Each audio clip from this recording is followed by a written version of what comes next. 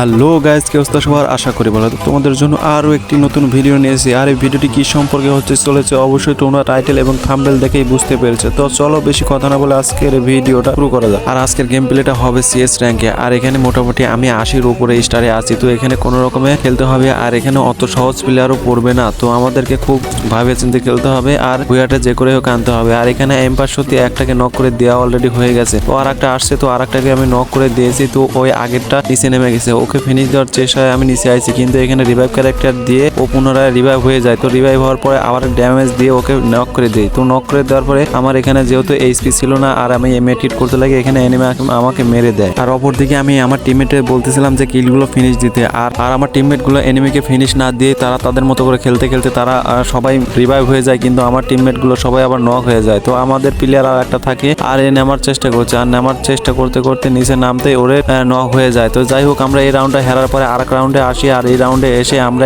একটাকে নক করে দেয় আমি। তো এখানে নক করে দেওয়ার পরে আমার 3টা প্লেয়ার অলরেডি নক হয়ে গেছে, আর আমার পাশে যেহেতু একটা নক হয়ে গেছে, আর এটাকে রিভাইভ দেওয়ার জন্য আমি নিচের দিকে যাই। তো এখানে যাইতে হলে আমাকে সাবধানে যাইতে হবে, আর সাবধানে নিচে কম হয়ে আসছি যাতে করে আমাকে ড্যামেজ না দিতে পারে। আর কোনো রকমে ওরে রিভাইভটা দিয়ে আমি মেড কিটটা করে নিছি। আর এদিকে আমি কি পারবো এই রাউন্ডটা জিতাইতে? তো আমি যদি পারি তাহলে তো ভালোই। তো এইদিকে আমি সামনের দিকে যাওয়ায় অনেকটাই ড্যামেজ খেয়ে যায়, আর আমার হেলথ থাকে মাত্র 6 এইচপি। তো এই এইচপি দিয়ে কখনো যাওয়া সম্ভব না, তাই আমি এখানে মেড কিটটা করে নেই। তো এখানে মেড কিটের করার পরে ওকে ড্যামেজ দেওয়ার চেষ্টা করি, না কোনো কিছুই হলো না। তো না হয়ে আমরা ওই রাউন্ডে হেরার পরে আমরা তৃতীয় রাউন্ডে এসে পৌঁছাইছি। এদিকে আমরা 0 রাউন্ড জিতছি, আর ওরা হচ্ছে 2 রাউন্ড জিতে। তো এখন আমরা কি পারবো এই রাউন্ডগুলো জিততে? তো এর সামনে যেহেতু এনিমি আছে আর আমাকে ড্যামেজ দেওয়ার চেষ্টা করছে, আমি কোনো রকমের ড্যামেজ দিয়ে এখানে ওয়াল ফেলাইছি। তো এনে নক হয়ে এনিমিটাকে ফিনিশ দিয়ে দিয়েছি। তো আর সামনে আর একটা এনিমি আছে, আর ওইটা আমাকে মারার অনেক চেষ্টা করছে, আর এদিকে ওয়াল ফাটানোর ট্রাই করতেছে, আর ওয়াল ফাটিয়েও দিয়েছে। আর তাকে কোনো রকমে আমি ড্যামেজ দিয়ে সামনের দিকে যাচ্ছি, আর এদিকে আমার টিমমেট এনিমিটাকে মেরে দিয়েছে। তো মেরে দেওয়ার পরে এখানে আর একটা আছে,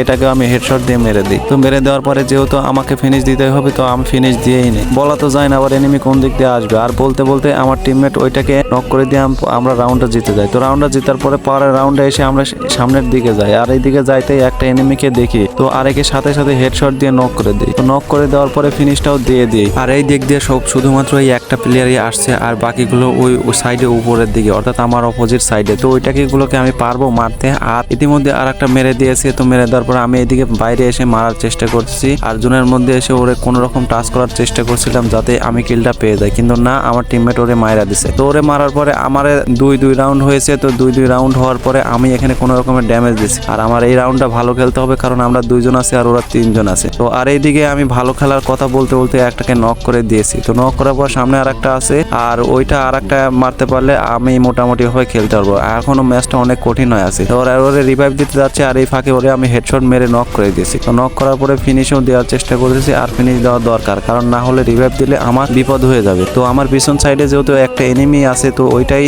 ছাড়া তো আর নেই, যার কারণে আমি এটা সাহস নিয়ে আমি আমার টিমমেটকে রিভাইভ দেওয়ার চেষ্টা করছি। তো এইদিকে আসতে আমি একটু ব্যাক সাইডে দেখি যে এনিমিগুলো এইদিকে আসতেছে নাকি। তো না আসায় আমি কোনো রকমে আমার টিমমেটকে রিভাইভ দেই, আর এই পাশে আসতে আবার ওই দিক দিয়ে এনিমি আসে, আর কোনো রকমে ইএমপি দিয়ে মারতে আমাকে মেরে দেয়। তো যাই হোক, ওর কাছে শটগান আছিল, ও দুর্দান্ত খেলছে, আর আমার প্লেয়ার তার চেয়ে ভালো খেলছে, যার কারণে আমরা এই রাউন্ডটা জিতে যাই। আর বর্তমানে আমাদের 3-2 রাউন্ডে আসি, আর সামনে একটা এনিমি আছে, আর এটাকে আমি ড্যামেজ দিয়েছি, আর এখানে ক্যারেক্টার ফেলায় ও চলে গেছে। যাই হোক, আমাকে ওরকে মারতেই হবে, আর পেছন থেকে আমাকে মারতেছিল, যার কারণে আমাকে এইদিকে আসতেই হয়েছে। আর এখানে এসে এনিমিটাকে আমি সতর্কভাবে দেখতেছিলাম যে কোন সাইড দিকে আসে, যেহেতু এই দিকে আসে আর আশেপাশে থাকার কথা, কিন্তু না, অনেকক্ষণ খোঁজাখুঁজি করে পর পাচ্ছিলাম, আর তার মাঝে একটা মেটকিট করে নিয়ে ডান দিক দিয়ে যায়। আর এদিকে যেহেতু লোকেশন পাইছি, আর এদিকে কনফার্ম এনিমিটা এইদিকে আইছে। তো এইদিকে আসার পরে আমি গাছটা একটু সেফলি নিতে যাই, আর নেওয়ার পরে আমি দেখতেছিলাম যে ডাইনে একটা ওয়াল।